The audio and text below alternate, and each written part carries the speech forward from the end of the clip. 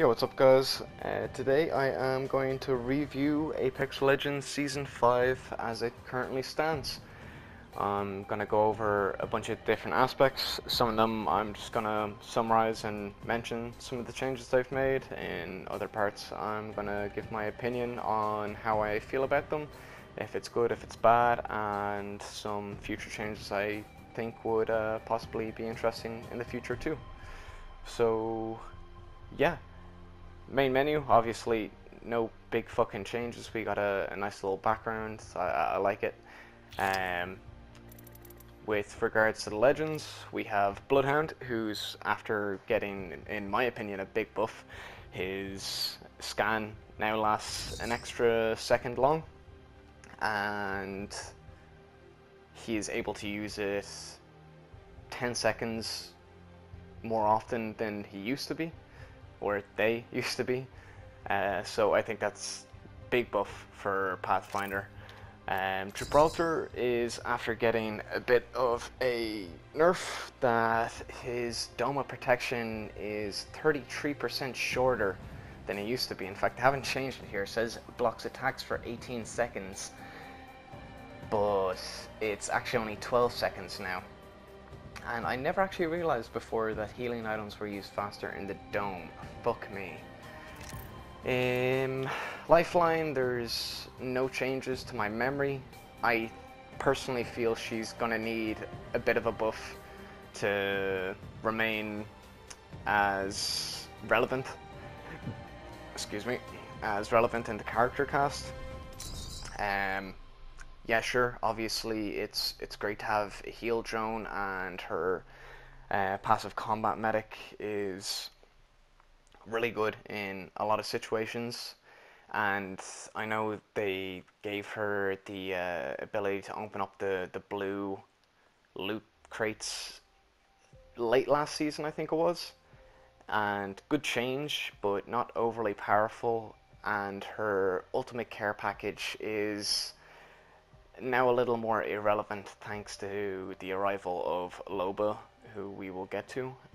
I think it would be a great buff to have, like, I don't know, a 20% chance or a 33% chance for just one of her slots to contain a golden weapon, be it not even like a legendary weapon, not a devotion or a peacekeeper or anything like that, but just like a golden hemlock, like supposedly they're after adding, or a golden G7, or something like that. Something strong and super well equipped, I think, would be a good change to her to keep her relevant. Pathfinder is also after suffering a bit of a nerf. His tactical hook now needs to wait an extra 10 seconds before being reloaded from now on. So I think that's really going to hurt him. Although good Pathfinder players shouldn't struggle too much to adapt to that change. He's a really good character. Wraith, to my knowledge, has no changes in her current setting, and I think that's fine. I think she's a pretty well balanced character overall. Some really good players, but there's some, infamous for tryhards playing her.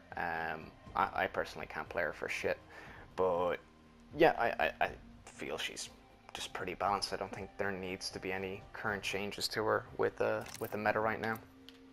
Bangalore, also no real changes to her to my knowledge, although I feel like she's also a little bit or going irrelevant.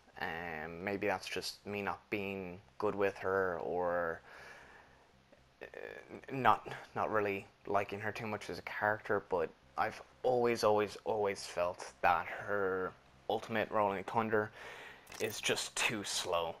It's so easy to escape from, and between how spread out the explosions are to the amount of damage they do, it's not super effective.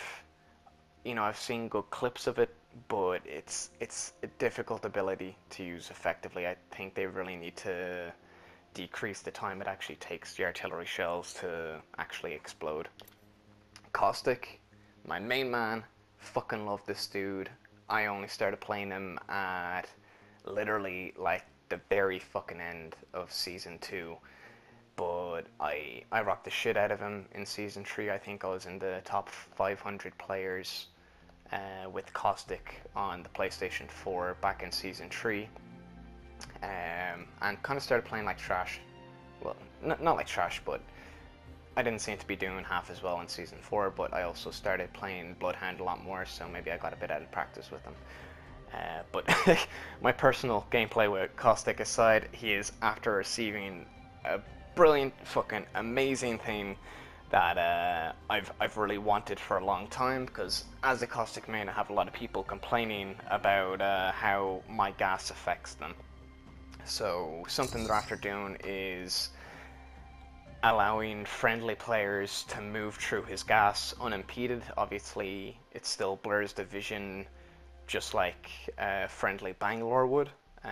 Makes sense, it's a visual fucking thing, like it's his passive to see through the gas. But yeah, excellent addition that friendlies can move through his gas unimpeded. Although something I would still really like to see with this character is for friendly gas and enemy gas to have a similar effect as a friendly Gibraltar and an enemy Gibraltar, a friendly Watson and enemy Watson, in a difference in color of the gas. Like, I can tell if it's a friendly or enemy Gibraltar Dome. I can tell if it's a friendly or enemy Watson fence or a crypto drone. You can tell if it's friendly or enemy, but with Caustic, you know, you don't really find out until it's too late, and it's especially confusing when you're in the gas. So I would still really like them to differentiate a color, but other than that, I'm really happy with the change they've made, and hopefully that's something they do in the future. Mirage is the man of the season. I, up until this point, despised Mirage with all my fucking heart. I have friends who main Mirage, and for the last few seasons I've just stopped playing with them because Mirage was useless. I hated him, and I didn't want to play with people who played Mirage consistently. I would either ask them to not play him or just stop playing with them because I fucking hated this character. And they have implemented something I've wanted to see. I said it for a long time as well. I'm by far from the only one saying this. I think there's a lot of people on Reddit also suggesting that his ultimate changes to something similar as they did from Dummy's Big Day Out, I think it was called. And also with his tactical, it was just so obvious when it was a decoy. It was practically impossible to get bamboozled after a couple weeks of season 1. So now the fact he can actually gain control of his decoy, and in his ultimate they will all repeat his movements, and now he automatically cloaks while using the beacons or reviving teammates, as well as the teammates receiving the cloak. He's a super powerful character right now. They gave him exactly what he needed, and he could arguably be one of the best characters this season. He's probably jumped from the worst tier to an S tier, or at the very least a high A tier character. Octane, I don't think has changes. Actually, I'm wrong. I'm pretty sure his ultimate launch pad now reloads faster than it used to. No real big deals there, in my opinion. Also pretty balanced character for what he's supposed to do. Obviously he's a very heavy engage character with some escape abilities similar to Wraith. Both made for really hard engages, but do have withdraw capability. Yeah, so that's Octane.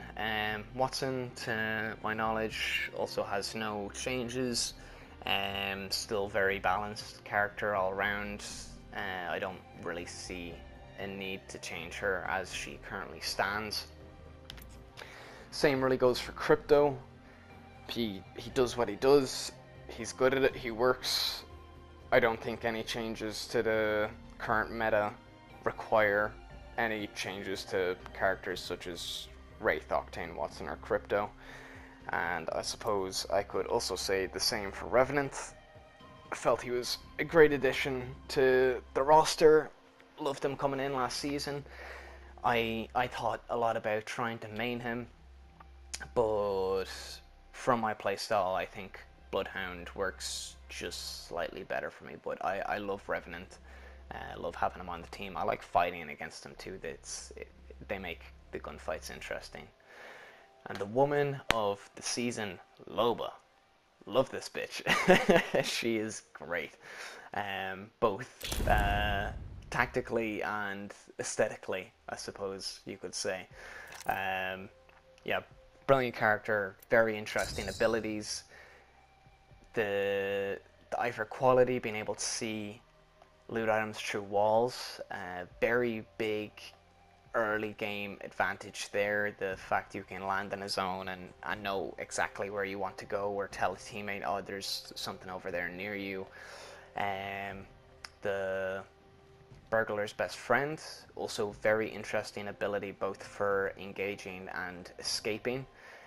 And I think they've done a really good job at balancing that out, because she does seem very vulnerable both while using it to wait for it to land in place, or once she actually blinks to the targeted area, she takes that a second or two to put her bracelet back on. So I don't think it's overpowered. I think it's a great ability. I think it's going to do some really interesting stuff for the game and keep things really fresh.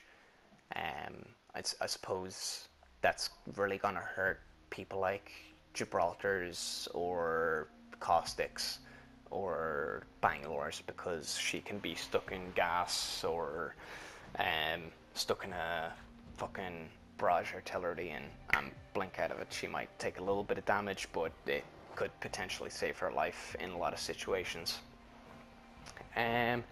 Black Market Boutique, very interesting. Obviously super handy for the entire team, and yeah, it's hard to say much about, really. Like, you get to pick two of your preferred items from around the local area that's within range, obviously, and even if there's other stuff around, you know it's around somewhere, so it's only going to take a quick little run around and communication with your squad mates to find the remaining items that you want but can't take out of store after the other two. So very interesting character. I think I'll also be interested to see how they choose to. I would imagine she'll probably take a nerf in the future sooner than taking a buff. But currently, as it stands, great addition, really interesting. Look forward to both playing with her more and fighting against her more. And playing her more. Haven't had too many opportunities because everyone is just jumping on this character right now. And as a side note on that, I've seen people raging that, oh, I don't get to play Loba. Dude, chill, she's a new character. Everyone wants a turn, everyone wants a shot. Some people are going to hog her, obviously, but we will all get a turn to play her at some point, so everyone chill the fuck out there. And the loadout. So a few new things are happening with the weapons. To my knowledge, there is... Was there a nerf on the G7? I actually can't remember. Hemlock, I believe, has a gold version that can be found in the map now. The R301 taking a serious nerf with its accuracy, which is really the only thing it had going for it. And oh, sorry, I forgot they've gotten rid of the anvil receiver now, so I think that's a big hit to both weapons. More so the flatline than the 301, mainly because with the 301, if you were going to put an anvil on it, you're just better off taking a G7 at that point. I suppose the versatility of the weapon becomes a little bit more. You can pop those accurate shots from a bit of a range and then switch it to a more close to mid-range submachine gun almost, I guess. But taking a hit to the accuracy is really the best and only thing the weapon had going for it, especially with the lack of the anvil now. It's less versatile. It's a little bit harder to control, but it doesn't shoot. It doesn't hit hard enough to really crease people unless you're landing practically every shot similar to the R99. I've always thought of it as a long-range R99 and easier to control. So yeah, lack of anvil receiver. I can't remember the changes here. Golden version to the Hemlock now. Less accurate. Havoc, they've increased the vertical recoil, and they've also slightly increased the horizontal recoil. I think this is a fair change because the Havoc was super powerful last season, and I used it a lot. It's even with these changes still one of my preferred weapons.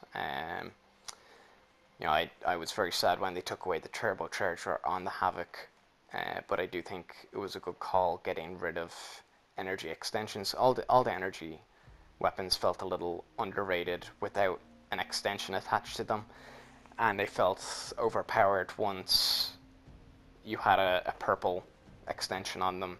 So I think it was great getting rid of the extended magazines and just giving them all a higher base magazine capacity. So even with the changes to the recoil, I think it's a little bit more balanced now. Obviously slightly harder weapon to use, but anyone with a good feel of the game at this point shouldn't be too affected by it. So that's all the assault rifles. Submachine guns. Alternator. Big improvement here. I've felt for a long time that the alternate. I've actually preferred the alternator to the R99 in a lot of situations, just because it does that little bit of extra damage. It's that little bit more accurate, and I think it actually has better range ability. Maybe that's me just not being as good with the R99 as I've seen some people are, because that tears through people. But the alternator, they have given a higher magazine capacity. Also, it used to be 16 rounds, I believe it's 19 now, but those 3 rounds really make a massive difference in the middle of a gunfight. And as you put the extended mags on it, obviously improving its capacity again. It's a much more relevant weapon. I feel it'd be great for new players to pick up, or be a little more commonly adopted by regular players. Prowler, I don't believe, or I don't remember if there was any changes to, and same goes for the R99, although excuse me, both excellent weapons in my opinion. Very little need to change anything about either of these guns as they currently stand, in my opinion.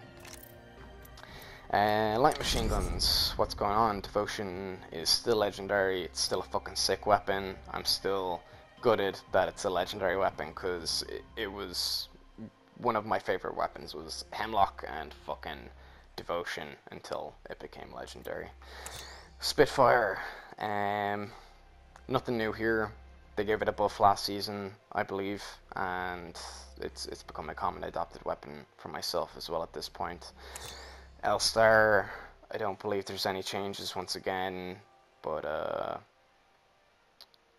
actually I can't tell if I've just gotten better using this gun, or if they have given it a slight accuracy improvement either this season or late last season.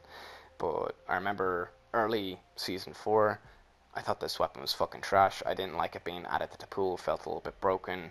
I seemed to get melted by it every time, and then I couldn't hit shit from 10 feet away whenever I picked it up, so I hated it. But I don't know if or when they actually improved the accuracy on it, or if it's just me being better with the weapon now. Probably not the most interesting thing going on there. Longbow now has the skull piercer back, although it has taken a slight reduction to the damage multiplier for headshots. The skull piercer is back to improve on that damage that it would have done in the first place. So I think that's a really good thing. The addition of the Sentinel. I'm not a big sniper user personally, but I've never been a big fan of them. But the longbow I know kind of got brushed aside once the Sentinel came along, and it's going to become a bit more relevant. I think we'll see more people using it once again now that the skull piercer's back, because that's something I know a lot of people complained about once they took it out of the game. Kraber, no changes, still legendary weapon, still just fucking sick as fuck in general, and I actually got my first couple kills with it recently, unrelated. Triple take, I don't believe there's any changes. Yeah, I don't have shit all to say about the triple take. Interesting weapon, and handy to use as a shotgun up close. Charge rifle, no changes to my knowledge, and Sentinel, no changes to my knowledge. Boring. Shotguns, so big changes here. Eva, no changes. Mastiff is no longer legendary. Holy shit. Now, I don't want to give too much of an opinion about this. I've seen some absolutely sick clips with the Mastiff. I used to personally like it a lot as a legendary weapon. I pick it up whenever I could, and I used to do a lot of damage with it, but maybe I just haven't got the feel for it yet. I can't tell if it's bad and inconsistent, or if I'm bad and inconsistent. But I have seen people use this very effectively, and I look forward to using it a little bit more and becoming a little bit more accustomed to it. I'm not sure of the exact changes they made to it, since it's a common weapon that can be found now. Obviously there's a damage reduction on it. I think they done something to make the rounds act more similarly to a shotgun, that it's less of a horizontal spread. There's a little more vertical spread in it now as well. I'm not 100%, but interesting weapon, interesting change to the game. Mozambique, who wants to talk about this? Fucking nobody. Some change I think could be made to improve this weapon or make it a bit more relevant in the game, that I also think could apply to the P2020 and before the changes they made to the alternator for the magazine capacity, is if they made a new hop-up for dual wielding. So you could pick up a hop-up, it would attach to your Mozambique, and if you found another Mozambique then, or if you found another P2020 or another alternator before the changes got made, I don't think it would be fitting to it anymore. But for the P2020 and the Mozambique, 100% still. I think we want dual wielding, because both of the guns are fucking trash. They're jokes of the game. Memes have been made again and again and again about them. They either need to change these weapons or just delete them.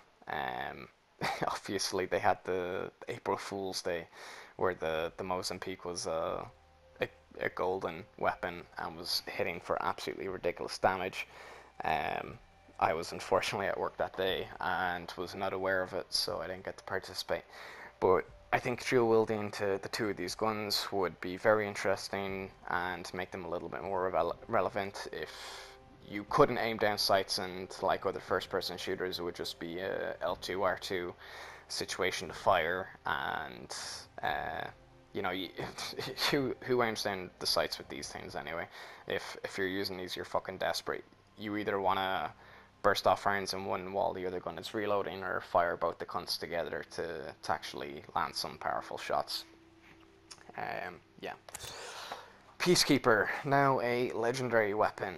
I can't tell if I'm celebrating or commiserating that sentiment. I like the Peacekeeper, although I hated the Peacekeeper in other people's hands, because holy shit, that gun wreck. And I think it's justified that it's being put as a legendary weapon now. It's going to be sorely missed by a lot of players on their game-to-game basis. A lot of people would main it, and I know a lot of pro players would dual Peacekeeper and an R99. So it's going to be interesting how its conversion to a legendary weapon affects the meta of the game, and see how players adapt. That's all I have to say about that, really. Pistols, RE45, beautiful little gun in my opinion. No changes made. Standard shit doesn't need to be changed in my opinion currently. P2020, like I said before, well, currently there's no changes to it. Although, same with the Mozambique, I think dual wielding would really add a very minor layer to the game, while making these two weapons slightly more relevant. Either that or just fucking cut them out. Nobody likes them. Wingman. So, also Skullpiercer is back. So, Wingman, I feel, is gonna get used a bit more often by the people who can actually use the gun in the first place. At least I've never been too great with the Wingman. I'm not afraid to pick one up, but I'm not effective with it, particularly at range. Although the base damage it would do, the multiplier that it would do for a headshot has decreased. The addition to the Skullpiercer is now increasing what it was before the nerf. So you're just gonna have to pick one of them up and start creasing cunts left, right, and center, I guess. They have made some very, very slight changes to the store. So now they have featured packs where you get multiple items in a singular pack, and you can get the 4 of them at a reduced rate than what it would cost you individually. I think this is a super smart move on Respawn's behalf.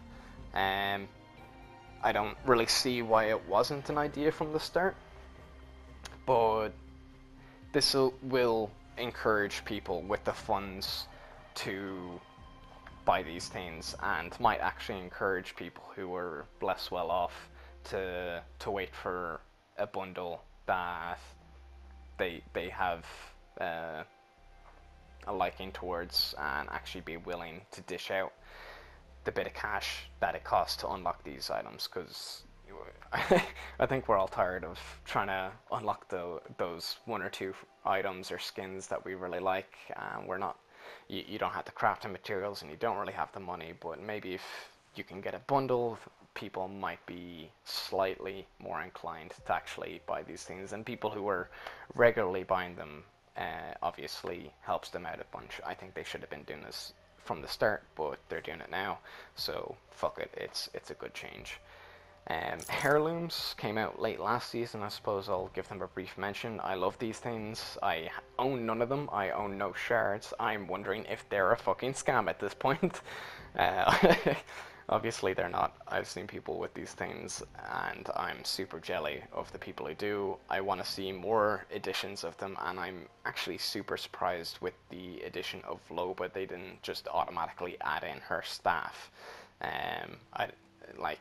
There shouldn't be an issue with programming or animation in that respect. It's a fixed melee range. You just need to make an appropriate animation to cater towards that, really. And yeah, there is no reason to not add it in my personal opinion. But you know, I'm not a fucking developer. What do I know?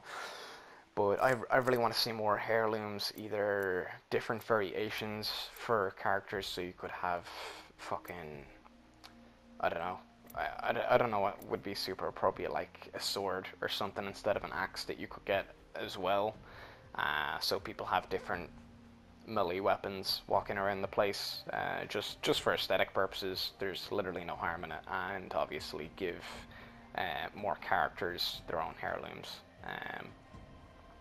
Yeah, it's just a smart move. People like shit like that. And now onto the season.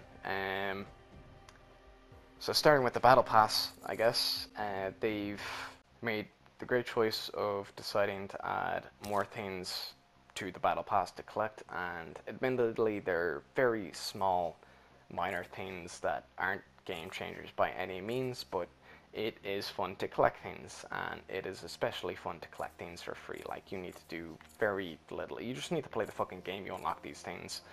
And I suppose people who aren't ready to buy the Battle Pass keeps them interested for longer, considering you're not just getting like a single fucking loot tick and maybe equip and a couple of these character stats with the designs on them.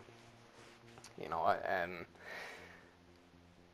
it's not a major change. I don't think it'll prevent anyone from leaving the game. If they want to leave the game, I don't think it's gonna like keep anyone here who wasn't gonna stay here anyway, but it is just a nice small little choice, and they've added some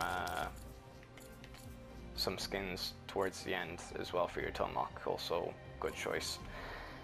In terms of the premium Battle Pass, I like it.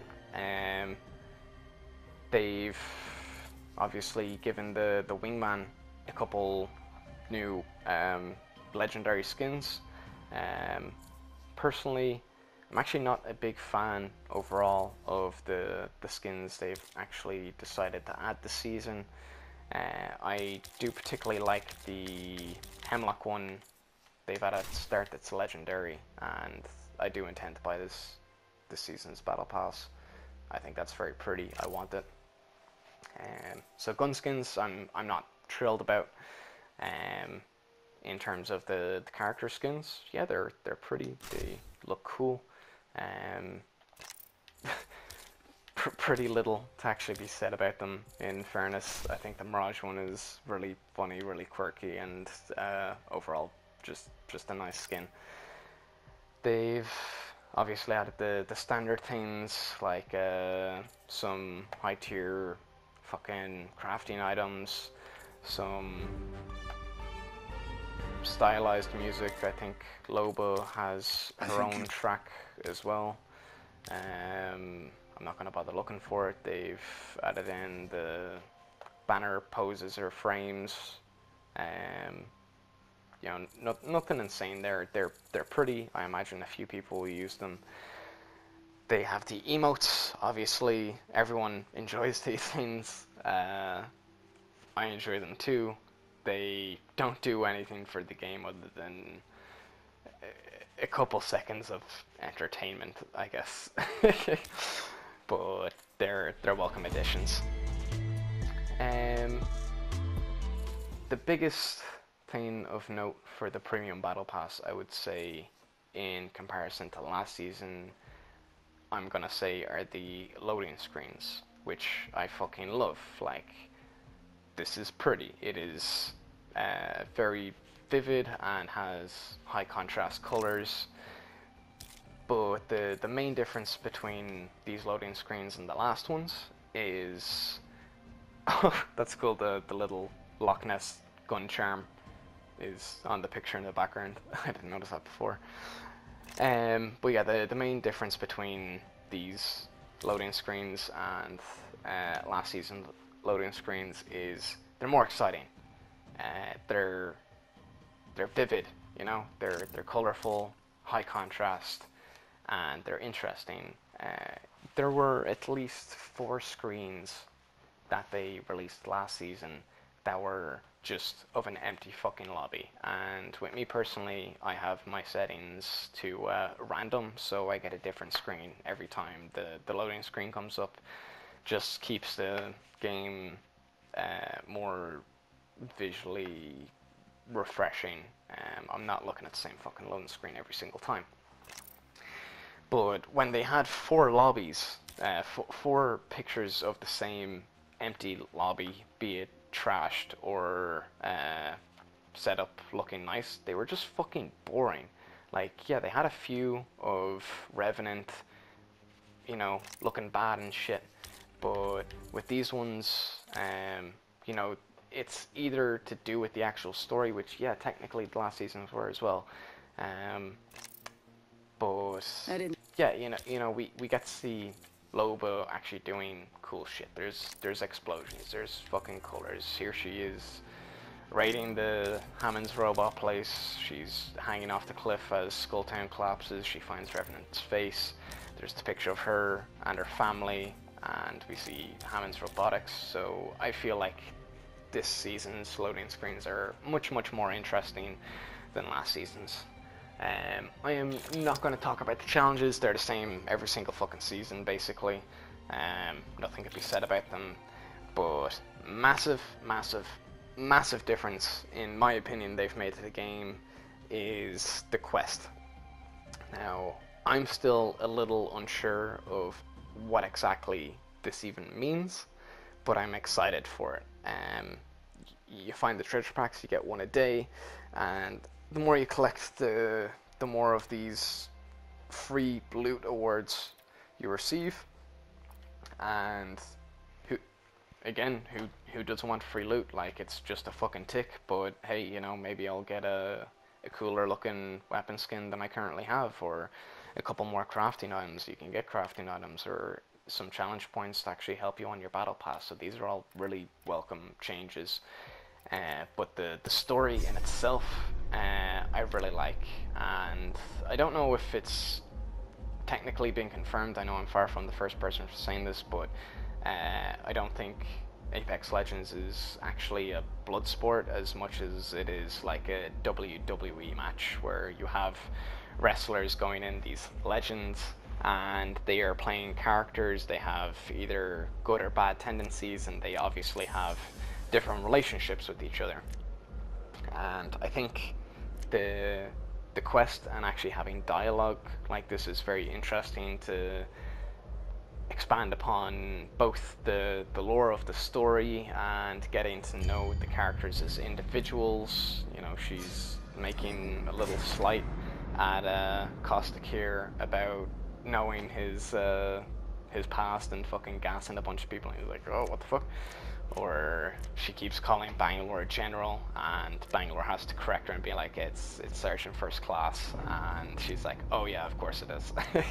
Like, it's just nice seeing the characters' personalities flush out, and I like how these guys, I don't know if it's Loba and 11 other people, or if it's 11 of them in total, conspiring to go get some treasure in an alternate dimension, and they don't want Revenant to know about it for whatever reason. And one of the group is choosing to betray them and tell Revenant about it. So I think we know of 8 characters sitting at the table. We know there's Loba, we know there's Mirage, Caustic, Wraith, Watson, there's a few other people we know. I'd actually have to go back to the character screen and look at them to remember exactly what's going on. But one of them is betraying them, one of them is telling Revenant about it, and we don't know who, but we do get this really this clue towards it, and I like this little mystery, and I like trying to solve the fucking puzzle before we actually get the full story. So I've kept my promise. I didn't tell you. I wrote discreetly in a message. Who am I? It doesn't matter. What matters is the truth. Fillet Fighter, they're all plotting against you, but you have the upper hand now. Fillet Fighter, I believe, is something Bloodhound would say, but then they say High Five, which could be Pathfinder or Brother, or High Five Brother might just be something Gibraltar says. And Sincerely Yours is Smarty Pants. I would imagine is either Octane or Mirage. More likely Mirage, considering we know for sure he's at the table. We don't know if Octane is at the table. The people we know are at the table are the people we know are at the table are Watson, Crypto, Loba, Mirage, Caustic, Bangalore, Wraith, Pathfinder.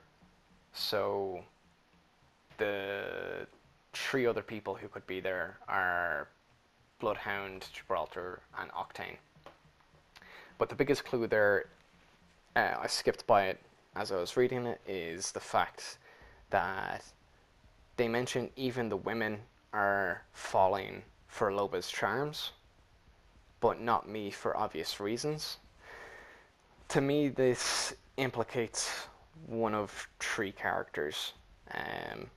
The text at the end is obviously all mixed up purposely to deceive you or confuse you as to who it could be. Could it be Bloodhound? Could it be Gibraltar? Could it be Mirage or someone? But there's a few characters at the table, we don't know who they are.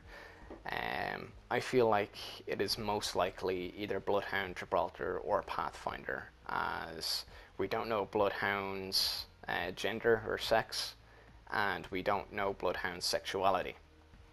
So they may not be interested in Loba in that way whatsoever. Pathfinder is obviously incapable of having a sexual desire as he's a robot. So he could be the one resistant to Loba's charms. Gibraltar, I know, is at least bi. He could be full-blown gay, as in the lore it mentions him and his boyfriend at one point. So Gibraltar is my main suspect as it stands right now. But yeah, sorry, I went on a bit of a tangent there. I'm very interested in finding more on it, and I want to see the cranky clown or whatever the next entry log in that is. But yeah, I went on a bit of a tangent. Sorry about that. If you're still here listening, thank you for watching. I think I've summarized pretty much all the changes, in essence, at least, that they've made to the season. I didn't actually go over the map at all.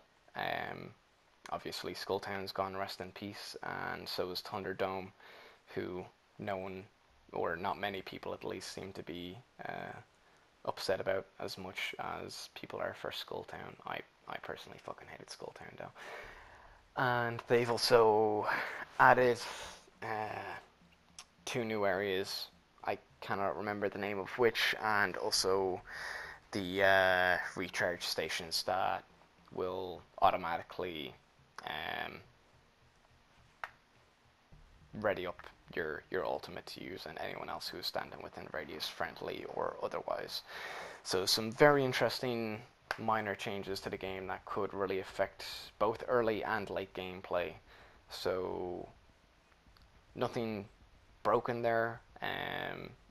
Different characters will find different uses for those at different times. Obviously Loba could have that really early game and steal some loot from other people who are about to pick it up, or coming in a later game where there's a fight going on, Gibraltar could fucking load up one of these towers and get a second strike down. And I saw a video of a Mirage using his ultimate cloak and spitting out a bunch of clones, but then charging the tower and then using his ult again and having like fucking 12 of his replicas surrounding him, repeating his movements, which was just insane. So little interesting addition there, and I'm looking forward to seeing how it affects the game more.